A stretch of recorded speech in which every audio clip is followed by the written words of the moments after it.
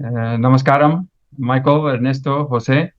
Today, Michael, we have a question. Can you Yes. with the question today? The question I've been asked today, is it possible to reconcile some form of planning with surrender and a life without expectations? When Bhagavan talks about surrender, the surrender Bhagavan is teaching us is a very deep inward surrender. It is a detachment of ourselves from the person whom we seem to be. That is inevitably this.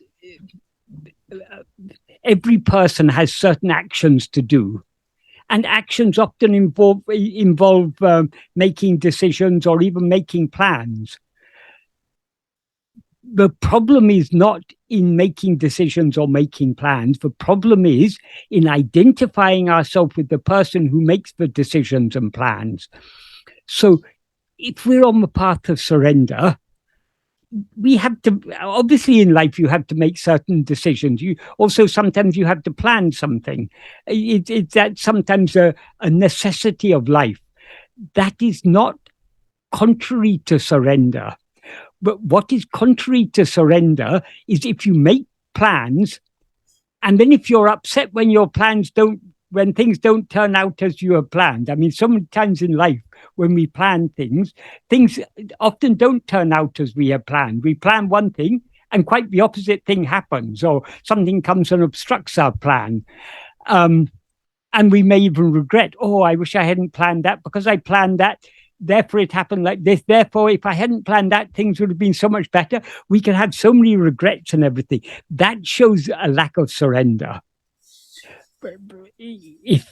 When necessity arises to make a decision or to make a plan, we should make a decision or make a plan, but we shouldn't be attached to the outcome of it. That is why Krishna says in the Gita, you have a right, you have adhikara, that means you have a right or the authority to action, but not to the fruit thereof.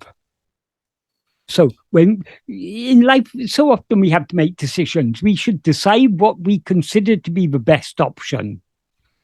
If things don't turn out the way we had decided, then okay, that's all according to destiny. It's according to God's will. We don't let it perturb us.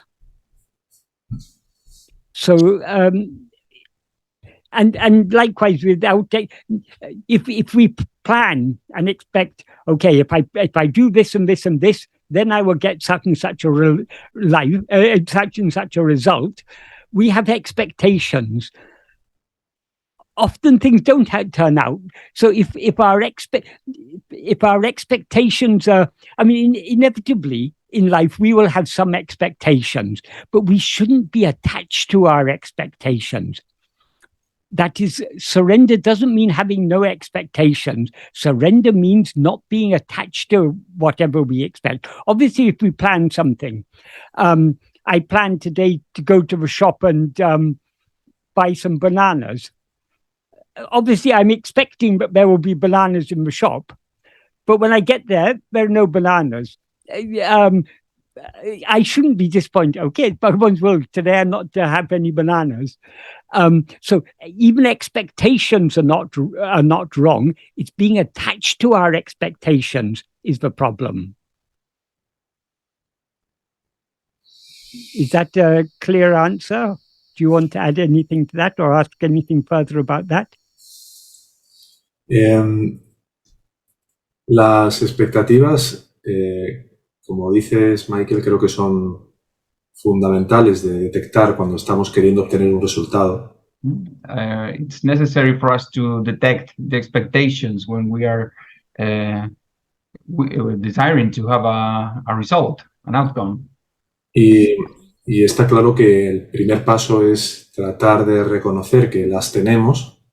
The first step is to try to see that we have those expectations. Y de que tenemos un apego a que se cumplan. And that we have an attachment for the expectations to turn out the way we want.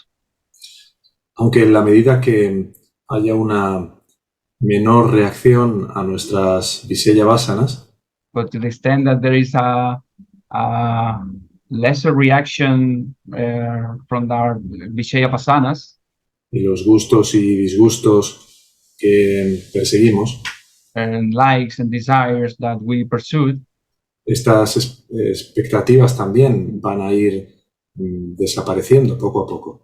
these expectations will gradually disappear little by little. Aunque mientras haya ego va a haber expectativas, aunque sea en un mínimo grado. But as long as there is ego, there will be expectations of some sort to a lesser or greater extent. Otra cosa que me gustaría añadir, para que podamos conversar sobre ello también, Another thing that I would like to add, so we can talk about it also, es la diferencia entre lo que es un plan funcional, que simplemente es meramente práctico. is the difference between what is a pragmatic plan, which is purely pragmatic, like a trip, planning a trip, y donde no queremos obtener ninguna forma de reafirmación del falso yo, and where we don't want to have any sort of any way of reinforcing the sense of the false I, y aquellas formas de establecer planes o de definir pasos de los cuales nos vayamos liberando conforme se van marcando de cualquier forma de expectativa, como decías. ¿Puedes repetir, hermano? ¿Eso? ¿Cómo? Sí. Que la importancia de que conforme se dan una serie de pasos con vista a un futuro, The importance of planning some steps with regards to some future, hay una visión muy profunda de si en cualquiera de esos pasos hay una búsqueda de reafirmación del yo. there is a deep or clear vision, as if in any of those steps there is a sort of reinforcing ego. I don't know where you want to add something to that. Yes, it's all a matter of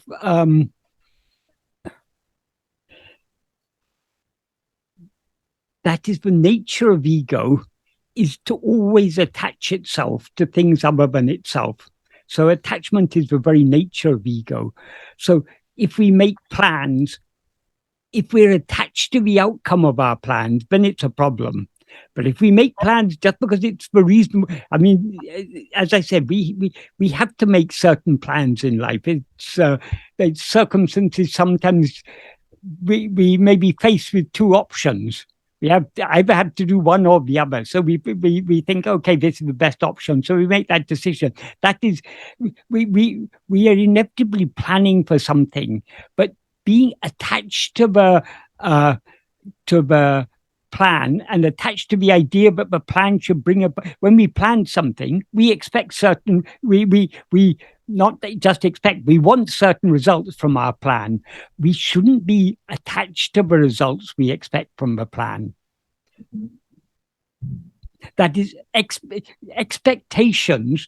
There are two types of expectations. Now we are nearing the end of the summer. Now we're in the beginning of September. I expect, but in December it will be colder than it is now. That expectation is just because that's the way things are. It is colder in December than in September. So that type of expectation is not wrong. But if I'm doing something with an expectation that I'll get a certain result, and if I'm attached to the result that I'm expecting, I'm attached to the idea I'm going to get this result, then that is wrong. Yeah, I may get the result, but whether I get the result or not, isn't the bondage doesn't lie in that. The bondage lies in my attachment to that. If I'm attached to that, when I get what I was anticipating, I'm happy. If I don't get it, I'm miserable. that reinforces the idea that we are dependent on things other than ourselves for our happiness, or the cause of our happiness or misery is things other than ourselves. But it's not actually. What causes me to be happy when I get something, because I had a desire for that. When my desire is fulfilled, I am happy. I'm not actually getting happiness from that thing. The happiness is already within me. Because the desire is satisfied, I experience the happiness that's already within me. If my desire is not satisfied, then the mental agitation and dissatisfaction continues. So I'm unhappy. So it's not, our outward life is not a bondage. It's our attachment to the outward life, our identification with the outward life. That is, now we seem to be a person. And as a person, we have certain obligations. We may have obligations to family. Even if we have no obligation to family, we have a certain obligation to be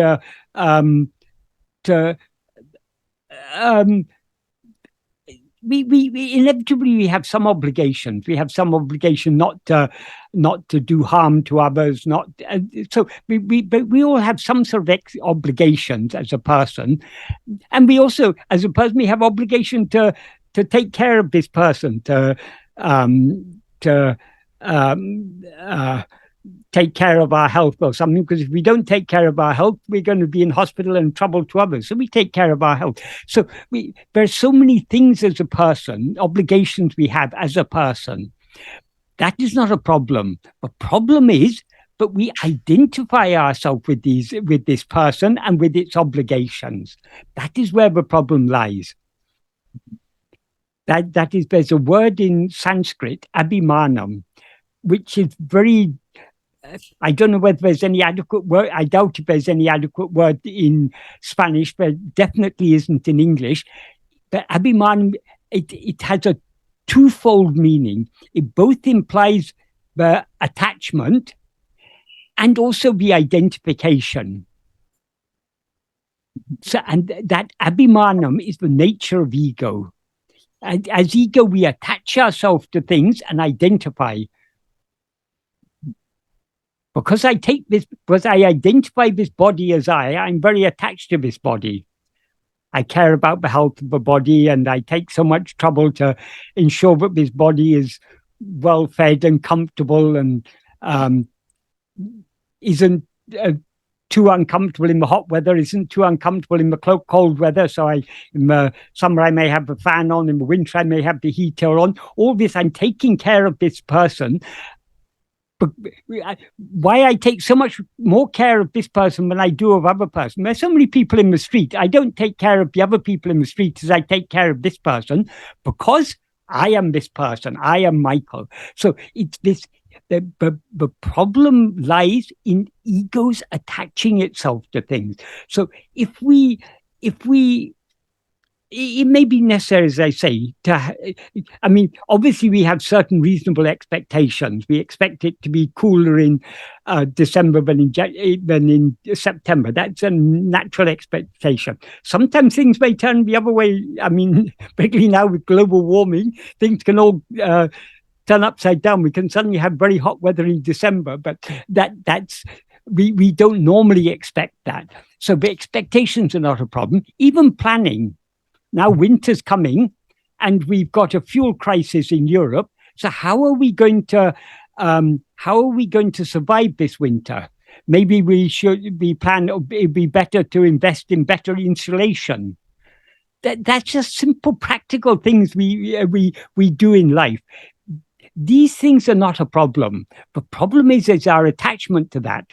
Supposing I decide, okay, I'll invest in better insulation. And I invest in better insulation, and whoever installs the insulation doesn't do it properly, so it doesn't work.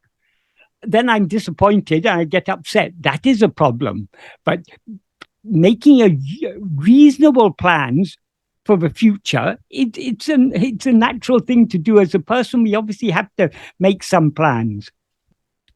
Sí, el hecho de que alguien ya de por sí esté haciendo un plan de cara a un futuro es porque espera de alguna manera un resultado. The mere fact that someone is planning out something for the future is because they expect a result. Yes, but it's not the expectation of a result.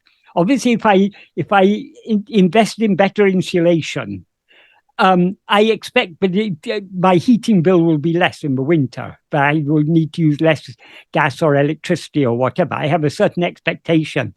That is not wrong. The problem is in my attachment to that.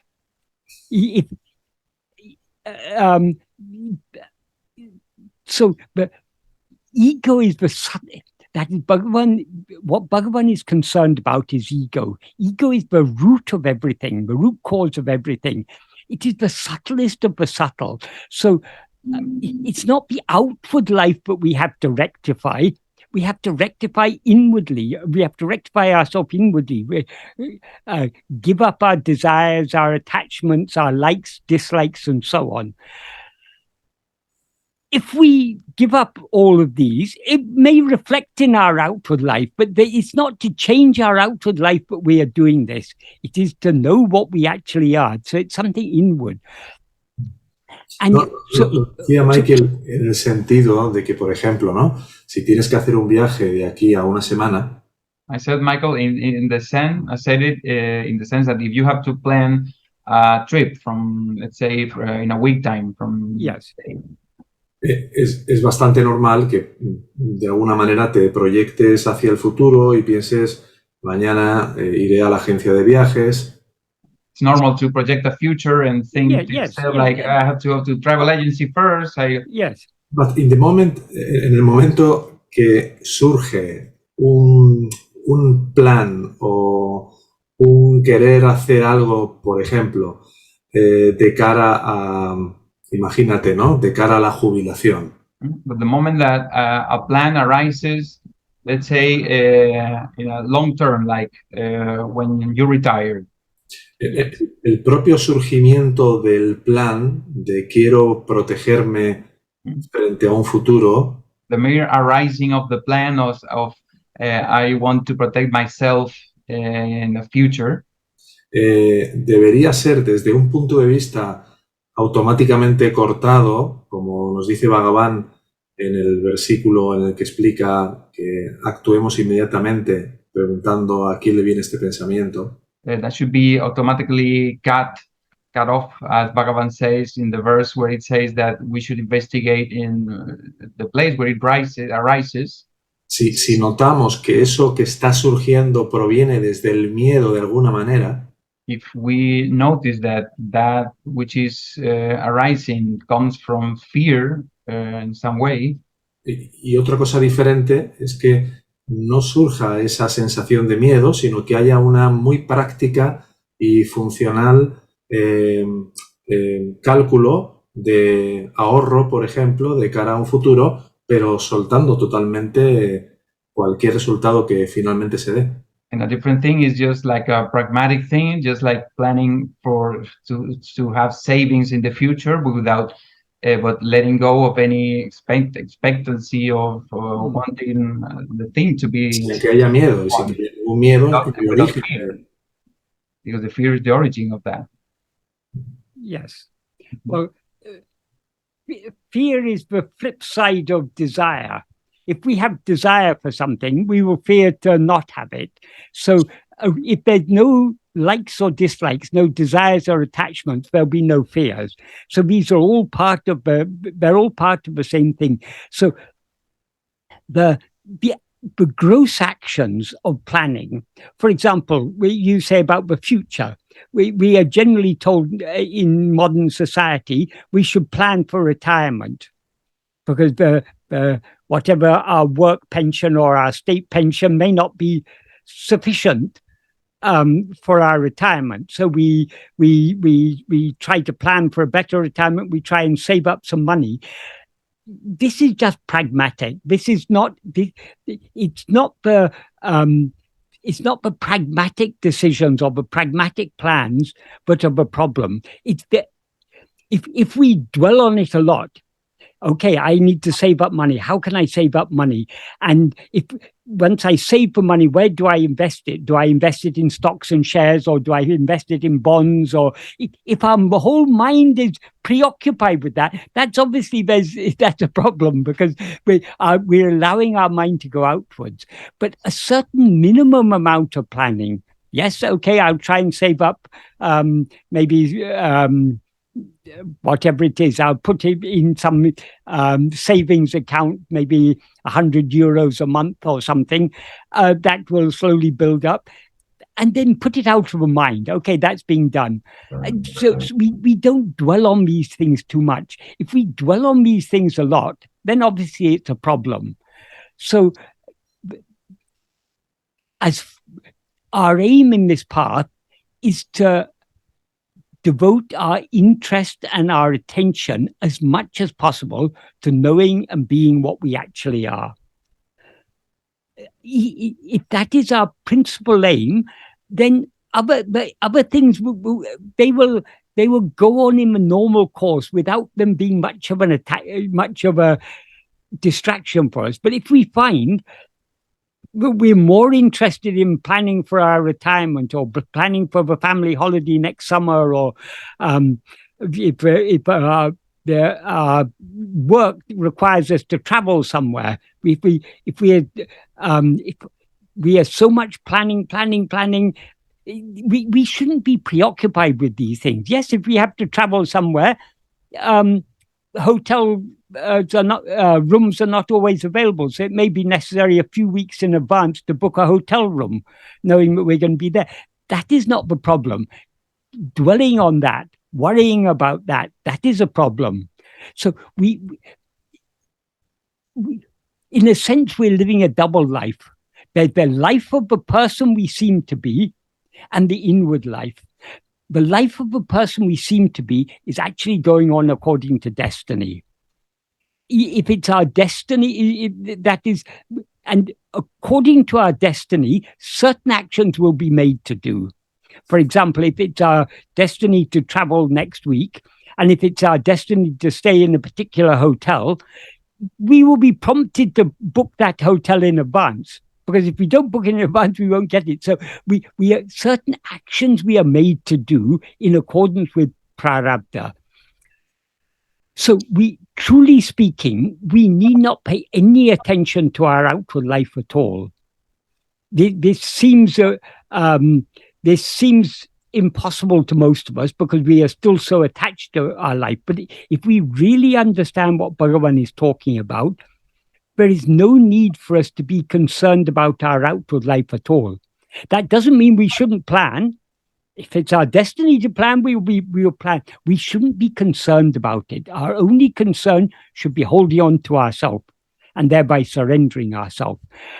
In practice, none of us are living up to that ideal perfectly.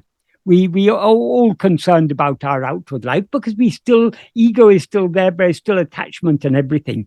But we are trying to wean ourselves off our attachment to this person, our attachment to the comforts and conveniences of this person, our attachment to the roles and responsibilities and obligations of this person.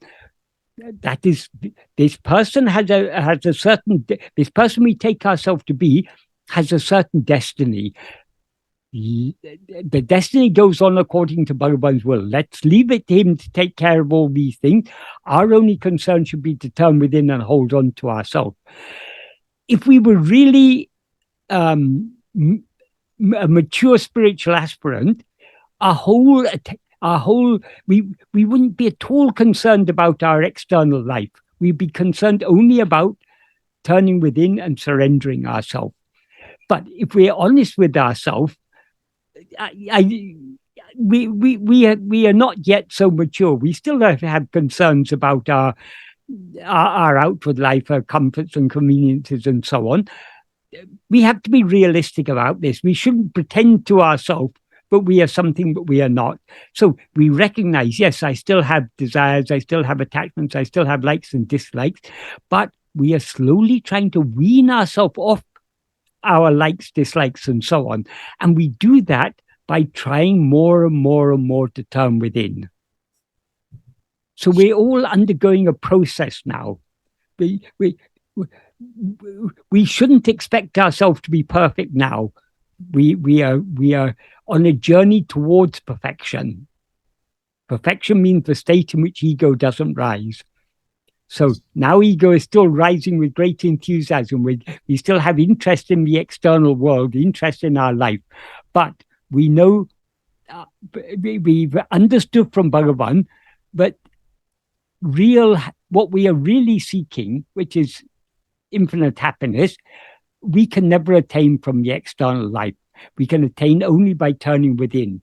So, but we still have strong Vishaya vasanas. So we're trying gradually to wean ourselves off our interest in and concern for anything other than our own being. And Michael, so the Bhagavan's words about I'm very bad remembering the verses in Nanyar where he says about why do we always have to think? Is it necessary for me? Yeah, the 13th paragraph. Yes. Yeah, thank you. It's necessary for us to think like this or like that. Yeah. So the correct interpretation and implication of that teaching is because it's true. That can be used for someone to say, okay, everything is destiny. Okay, I don't have to worry. I'll let myself allow myself to be carried away by my vasanas, and I mean misinterpret that teaching and not keep an eye on how ego rises or the seeds of vasanas rise, etc. Yeah, but in the context of of a good interpretation, because we always feel that we are doing the actions, as you say, even though if it's we are made to do by God. Whatever action we are going to feel, okay, I'm doing it.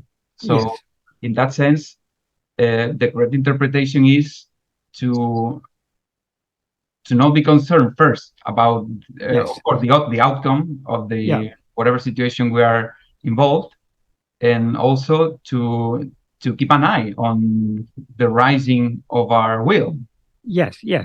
The interference of our will. We need not keep an eye on the rising of the will. We keep an eye on the rising of the one who has a will. If we keep an eye on ego, it will not rise. It will not rise, exactly. Yeah, that's true. Not in the source, obviously. In the source of the... So long as we're dwelling on our likes and our dislikes and all these things and seeing them rising, our attention is going away from ourselves towards those things. The only way to prevent the rising of ego or to bring about the subsidence of ego is to attend to ego alone. To go in the opposite direction. Yes, exactly. So that would be like the implication to, because it's true, when we are given A or B, and it seems like we don't have an answer at the moment, like it's really a hard decision. And obviously we don't, well, I speak for myself that I'm not fully confident that if I don't do this, it will happen anyway. Yes, because of destiny. So I'm not fully, I haven't fully assumed that. Totally. So I still feel that A could be better than B. Yes. So if I see fear in A and I see hope in B, for example. Yes. Okay, at some point I see there's more hope. Yes. Even that has to, I have to see that. Yeah, I'm seeing hope. It looks like I know the outcome is going to be the outcome. Yeah. So that hoping or that fearing, those are what we have to cut off. By turning within. Exactly. And the most effective, we can't give up our likes and dislikes by just trying to do so. Mm-hmm. We can do so only by turning within more. To a certain extent, we can. To a certain extent, we can train our mind to accept whatever happens by thinking this is Bhagavan's will, it's all for my good. But the most effective, so in that way we can, to some extent, reduce the strength of our likes and dislikes. But the most effective way to deal with them is to turn within. Because the more we turn within, the more those likes and dislikes will automatically drop off. Mm-hmm. Just like if you, well, it's an analogy, but it's not a good analogy, maybe. For example, if you have I don't know, if you have four areas of interest, Yes. and you focus only on one that you like better, Yes. the other three are going to, I Yeah. mean, you're going to diminish the interest for that. Yeah. Yes. Obviously, Because all those are external likings, yes. obviously. But, But if but you go to the liking to be, just to be, yes, then all of everything else drops off. them. Sí, porque va a haber una especie como de transferencia de un ámbito de tu vida a otro ámbito si en uno de ellos dejas de fomentar un determinado gusto o disgusto. Yeah, just there's going to be like a transmission of interest in one area of your life to another if Yes, you yes. see fostering that interest. Yeah, yeah. Lo que, So, lo- so sí, we're trying to divert our interest away from all other things back towards knowing ourselves. But this is inevitably a gradual process. The final destruction of ego happens in a moment, but we can't give up our interest in other things. We have to slowly wean our mind off our interest in other things. That is the actual annihilation of ego will happen in a moment. But what we are doing now is preparing ourselves for that. And that preparation, it's a gradual process. We are gradually weaning ourselves off the desires and attachments. So it's a gradual process. So we have to be realistic. We shouldn't. We can't pretend to ourselves, but we don't have likes and dislikes. That we don't have desires and attachments. We do have, but we need to recognize the fact we have, and we need to understand that weaning our mind off these things, it's a serious business. It's not like the neo-Advaitins. They make it sound like a very you just have to see your awareness and then all problems are over. It's not like that. We're up against a real serious problem. Ego is a serious problem to be dealt with. We can't get rid of it by just saying, oh, there's no ego. So ego and all its Vishaya vasanas, this is the problem we're up against. We need to be realistic. We still have strong Vishaya vasanas, but there is only that is the most effective way to get rid of all our Vishaya vasanas is to turn our mind within more and more and more. This is the only, well, ultimately it's the only way to cut the very root. It's also the most effective way to weaken the Vishaya vasanas. So we just have to be realistic about this. Regarding vasanas, for example, I had I have tendencies. Yeah, for example, one particular tendency was to take pictures, take photographs, and edit photographs. So I didn't do that for many months already. Like I lost interest and go to a mountains and take pictures and so on. So after 8 months or 7 or 8 months, I had no desire to do it. Then one day I went to the mountains, and then it was very, very radical. Like it came out of nowhere. I didn't even expect it. Yes. It was like seeing the landscape, and I just started to frame to take a picture. Like yeah. I was like, the fact that I haven't done it for 8 months, you would think that okay, it's that you've lost interest in that. It's the past, no? Yes. I realized no, this is like I don't know if that I don't know. That is from that we can understand that though the vasanas are gradually getting weaker, they don't die entirely. Right? Given the favorable circumstance, they again rise up to the surface of the mind. Mm-hmm.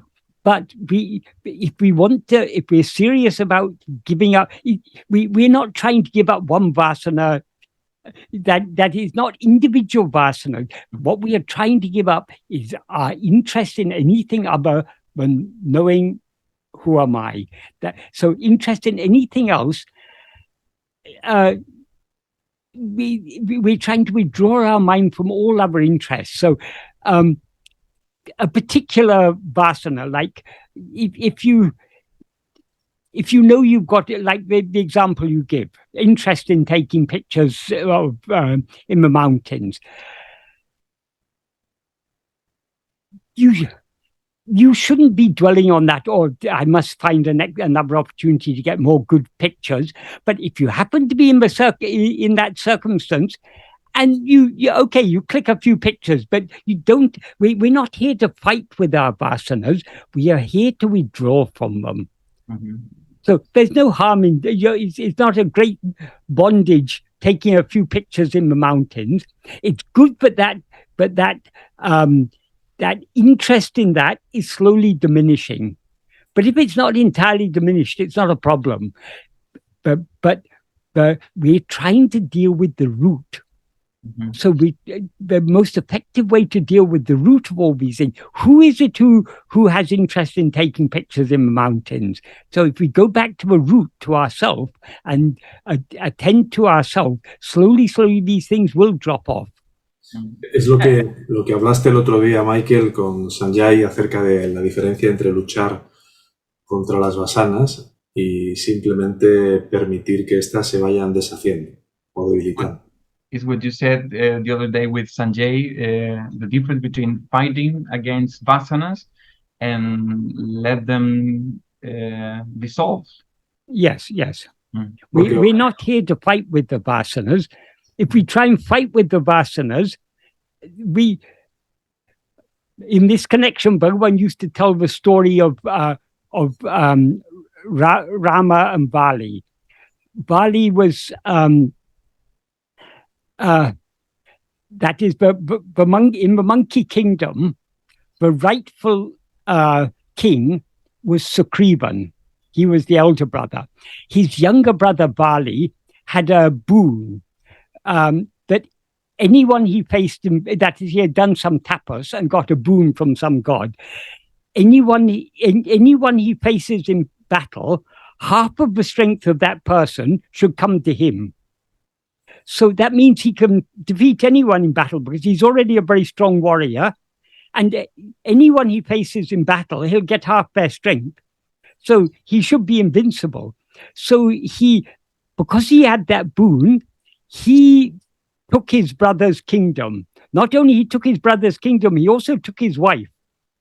And so when Rama was on his way to Lanka to rescue Sita, he passed through this kingdom. And the minister in that kingdom was Hanuman. So when he met Sugrivan told Rama about his plight.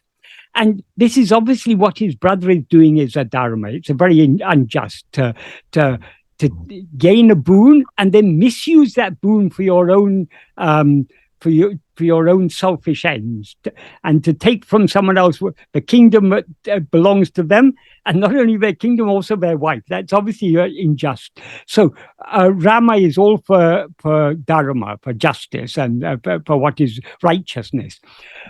So Rama said, "Okay, I will deal with Bali, but I need your help. You have to challenge him to a battle." But Sugrivan said, "Every time I challenge him, I'm going to be defeated." Rama said, "Don't worry, you challenge him." So he challenged him, and of course he's defeated, and he had to run away. And then Rama said, "Again, do it again." 2-3 times he came and he challenged, and Bali was laughing. "What is this, my foolish brother? He knows he can't defeat me. Why does he keep on coming and challenging me?" And then at an opportune Rama was hiding behind a tree, and at an opportune moment he shot an arrow and in the back of Bali and killed, and so Bali was lying there dying. And Bali then challenged Rama, you have a great embodiment of dharma. How can it be dharma to kill? That is, it's against the ethics of warriors to when 2 warriors are fighting, for a third warrior to come and kill from behind. That is totally unethical. And Rama said, "Yes, this may be unethical, but what you've done is far more unethical. So sometimes one dharma is necessary to stop a greater dharma."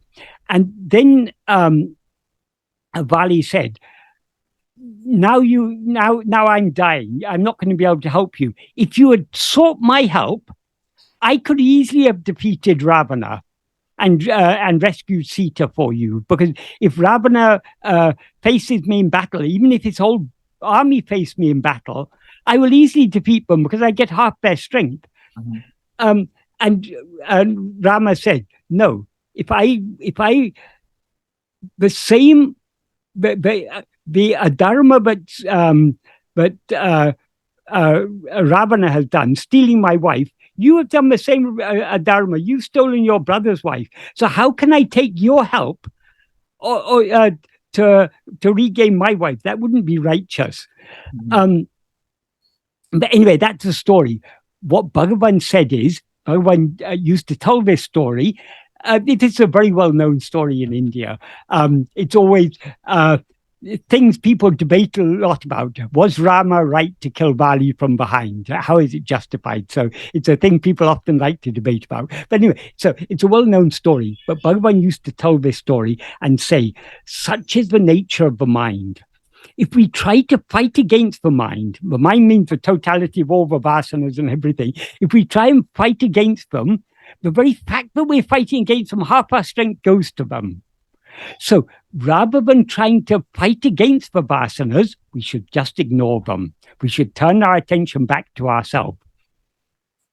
Yes. That is like Rama, instead of confronting Bali, if Rama had tried to confront Bali face to face, he would have been, even Rama would have been defeated. Because though Rama is the most powerful of all, being God himself, an incarnation of God, but even he would be defeated because Bali has this boon to get half their strength.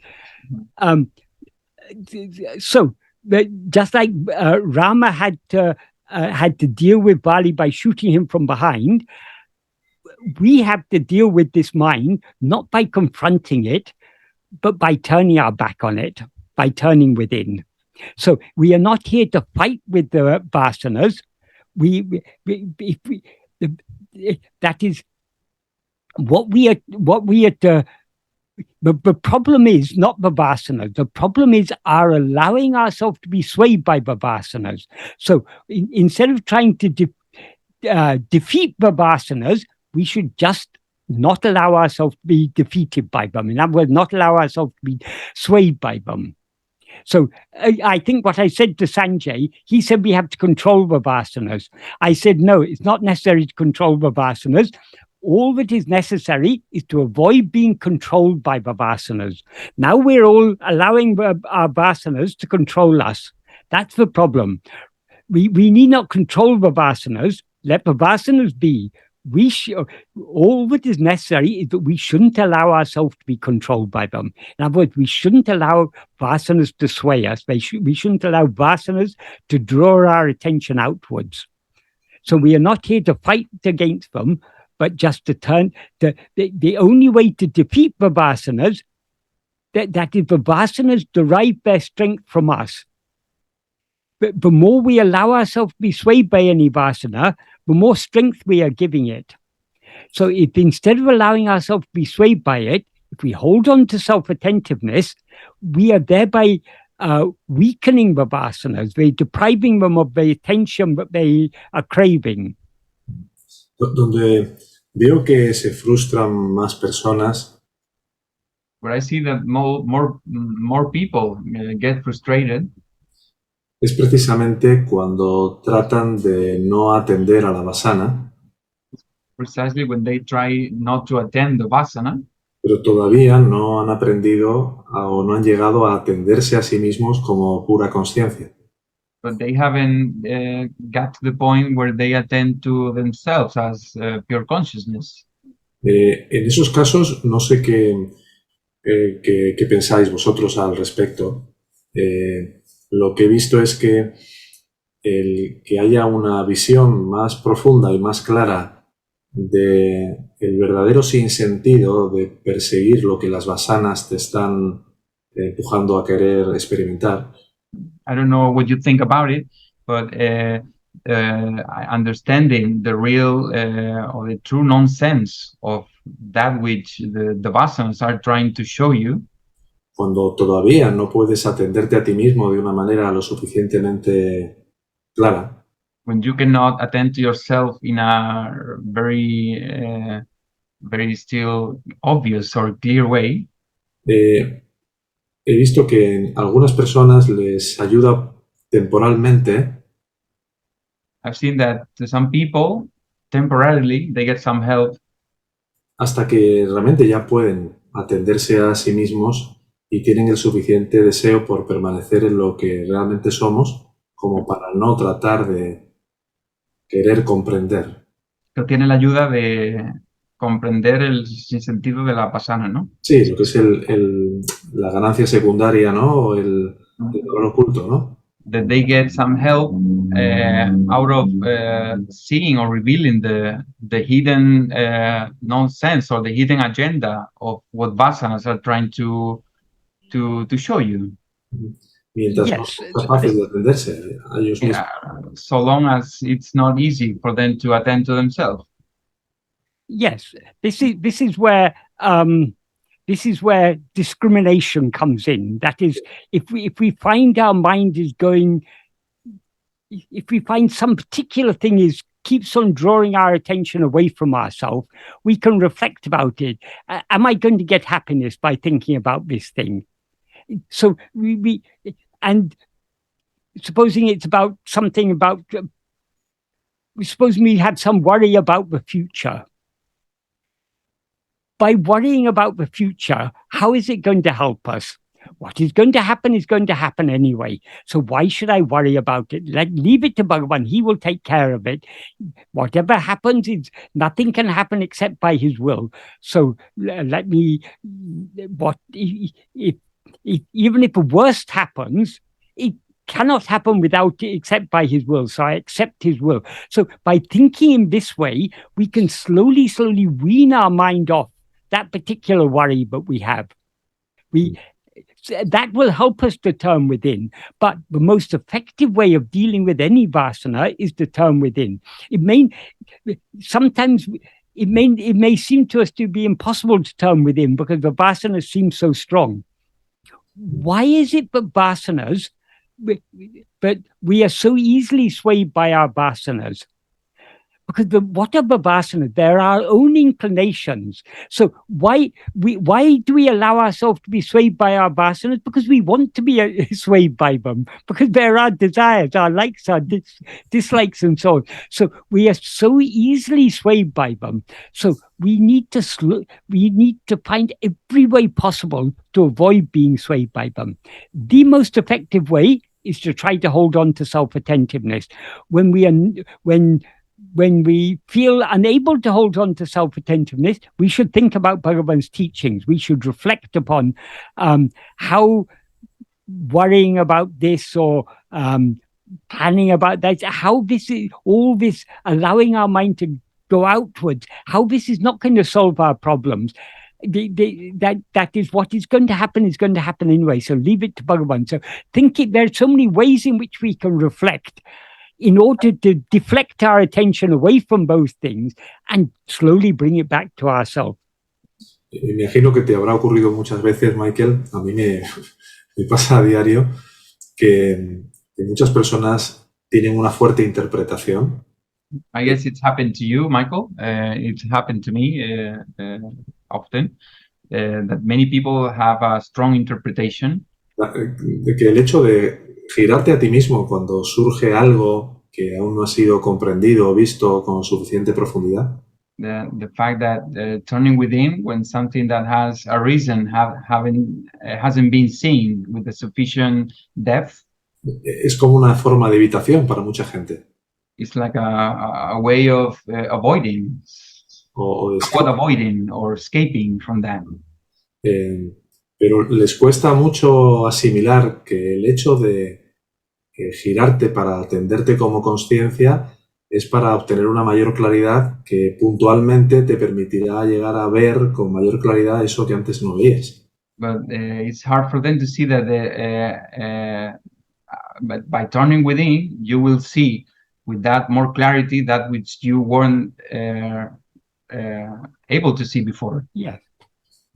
Como hay un proceso de por medio, para muchos, sobre todo de las líneas más psicológicas y de tradiciones más occidentales, because there is a process in between, and there are other traditions like more psychological traditions or more Western traditions or teachings. automáticamente lo juzgan como una forma de escape, el llevar a cabo la autoindagación. Automatically they judge that as a way of avoiding self-investigation. Sin darse cuenta de que es una vía más rápida, pero que requiere de un atajo inicial donde parece que te estás escapando, pero estás queriendo tomar la autopista al cabo de unos pocos kilómetros. Without realizing that that you are trying, without realizing unconsciously that you are taking a shortcut, but instead of that, you are taking like the highway, the fastest highway. Yes, yes. So, Um, would you? I'm not quite sure, but I fully understood that. La última que ha dicho Ernesto, a ver si a lo Sí, mejor. que cuando alguien todavía tiene una cierta carga de impureza mental, When someone has still a certain amount of mental impurity, pero trata de atenderse a sí mismo en la medida que consigue aquietar su mente, but tries to attend to themselves to the extent that they can quiet their mind, está tomando una especie de ruta como si fuera un camino de pueblo, ¿no? they take it like one of these local small roads, En la visión de los que nos dicen que hay que encarar y atravesar todo el contenido mental que no ha sido comprendido. from the perspective of those who tell us that all the mental content that hasn't been understood or assimilated, or we haven't gone through that content. Pero estamos en esa carretera de pueblo o carretera secundaria, que es cuando no consigues atenderte a ti mismo todavía con la suficiente agudeza. But we are in that small local road when we are not able to attend to ourselves with enough depth or not very constantly. Y todavía hay pues una percepción muy clara de sonidos, de olores, de todo lo que ocurre mientras no te has sumergido con un cierto grado de profundidad en el silencio. And there's a lot of clear, many sounds or many smells or things that because you haven't immersed yourself in silence enough. Pero lo que estás es tomando un atajo para llegar a una autopista de las alemanas de altísima velocidad. But what you're doing is to take a shortcut to get to one of these German very fast lane highways to get to the goal. I don't know if I explained so. Okay, but the thing is, wherever we are, the direct highway is always available to us. That is, at any moment, if we choose to, we can turn our attention within. So it's not a matter of we have to return from the side roads onto the main road. The main road is always available. We just have to turn in the right direction. Regarding understanding all the vasanas and everything, we don't have to understand we of course, obviously we need to understand the general nature of vasanas. The general nature of the Vishaya vasanas is to draw our attention away from ourselves. The most effective way to weaken those is to turn our attention back towards ourselves. So we're not trying to understand our vasanas or our mind or anything. The understanding that is necessary is understanding Bhagavan's teachings. If we understand Bhagavan's teachings, that that will, firstly, without understanding Bhagavan's teachings, at least to a certain extent, we can't even begin on this path. So if we don't understand what is the path, if we don't know which direction we should be traveling in, we can't travel in that direction. So we need to understand what is the direction we need to be going in. That is back within ourselves. And back within ourselves doesn't mean back within our mind, with dwelling on all the thoughts and everything. Back within ourselves means to ourselves, to our own being, back within our own being. We're not going into the mind, we're going into our being. Claro. Because even the mind, in the sense of all the thoughts and vasanas and so on, these are all external to ourselves. So we need to understand that. But we can understand Bhagavan's teachings only to a limited extent without putting them into practice. To really understand Bhagavan's teachings, we need to put them into practice. The more we put them into practice, the clearer our understanding of his teachings will become. The clearer our understanding of the teachings will become, the more we will put them into practice. So what we need to understand is Bhagavan's teachings, what he has taught us about the nature of vasanas. It's not about what particular vasanas I as this person have. We are not here doing psychoanalysis and trying to, we know all vasanas are a problem. All vasanas take our attention away from ourselves. That's all Vishaya vasanas. The only vasana that takes our attention back towards ourselves is Sat Vasana. So how to strengthen the Sat Vasana and weaken the Vishaya vasanas? By practicing more and more to turn our attention back towards ourselves. So if we understand this is sufficient understanding. All we have to do then is to try more and more to put it into practice. The more we put it into practice, the deeper and clearer our understanding will become. So whenever we practice and we read Bhagavan's teaching, think about his teaching, slowly our understanding is getting deeper and our practice is getting deeper. And our practice is getting deeper, so our understanding is getting deeper. About the particular vasanas, why I have this interest, why I have that interest, why my mind goes in this direction, why my mind goes in that direction, that we need not worry. The problem is, our mind goes away from ourselves. It will find any excuse to go outwards. So if we are thinking about our vasanas, why we have these vasanas, what suppressed desires do we have? I mean, if we're trying to psychoanalyze ourselves, we're allowing our attention to go away from ourselves. We are not interested in this, in any thought other than the first thought I. And even this first thought I, what we are interested in, the first thought I is an adjunct mixed awareness. I am this body. What we are interested in is the reality of this first thought I am. That is our fundamental awareness of our being. That is the reality of the false awareness. I am this body. I am this person. So we are investigating the reality of ego. That should be our sole concern. So long as we are doing that, everything else will rectify itself. Claro, sí. Sí, no, sigue. No, Carlos, ibas a decir tú algo. So we need to be very single-minded and one-pointed in this. Well, I don't know if we can put it in to compare it a little bit, like managing a balance, like. And on this part that we have our vasanas that they weigh a lot, and here is our viveka and bhakti and vairagya. Yeah. So, I mean, why we cannot attend to ourselves, because this weighs too much. So yeah, we have to relieve some of the burden here in order for the viveka to increase a little bit. Yes. But however strong our vasanas may be, we are always aware I am. So at least little by little by little, even if only for a few moments at a time, we can attend to ourselves. The more we try to attend to ourselves, the more we are tipping the balance.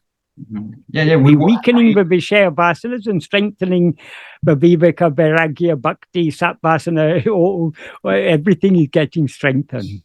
Yeah, our attention is what balances the, I mean, to the power of our attention. Yeah. Allowing our attention to go outwards is increasing the weight of the Vishaya Vasana side of the balance. Turning our attention back within is increasing the strength of the other side, the bhakti and vairagya and viveka. And as we see things that seem to be like very, I don't know, like some vasanas or the strength of some vasanas, the more we have viveka and bhakti, they will lose easily. They will see that attachment was, yes. Yes, automatically it will see like, I mean, maybe we won't even understand why we were attached at some point to that. Not yet, but that is by this simple practice of trying to be self-attentive more and more, we are, on the one hand, we're weakening the Vishaya Vasanas because we're not allowing ourselves to be swayed by them. On the other hand, we are strengthening the viveka because we're gaining more clarity by turning within. And that viveka gives rise to bhakti and vairagya. Yeah. Because the greater the clarity of viveka, the more love we will have to turn within, and the more we will thereby be free from the desire to go outwards. So the freedom from desire to go outwards is vairagya, and the love to go within is the bhakti. Bhakti is what is otherwise called vasat vasana. The vairagya is the weakening of the Vishaya Vasanas. That is, we have vairagya to the extent that the Vishaya Vasanas are weakened. So the only really effective way forward is to try more and more to be self-attentive. Ahora, ¿qué diferencia hay, Michael, cuando decías, y has mencionado varias veces, que son aptos para este camino aquellos que tienen, aunque sea un mínimo gusto, por atenderse a sí mismos? What's the difference? You've mentioned several times that they're people who are valid for this path is those who have at least some interest on this path. Yeah, yes. Sin embargo, muchos de estos que empiezan a tener un cierto gusto por atenderse a sí mismos, however, many that take a slight interest to attend to themselves, todavía se sienten como dentro de una especie de selva espesa, alejada del claro de un bosque iluminado. They still feel like trapped in a dense jungle, like far from nice clearing, illuminated by the sun. We are all in that state. We are still all in the dense jungle of our vasanas. But the very fact that Bhagavan has sown this seed of love in our heart, we have this interest to try to follow this path. The very fact that we're talking about this means that we have this interest. We have to nurture that interest by trying to turn within more and more and more. So however much we may feel we are lost in a dense forest of vasanas, that's a very apt description, we really are. But the light is always there. The light is ever shining in our heart as I am. So this light will guide us out of this jungle.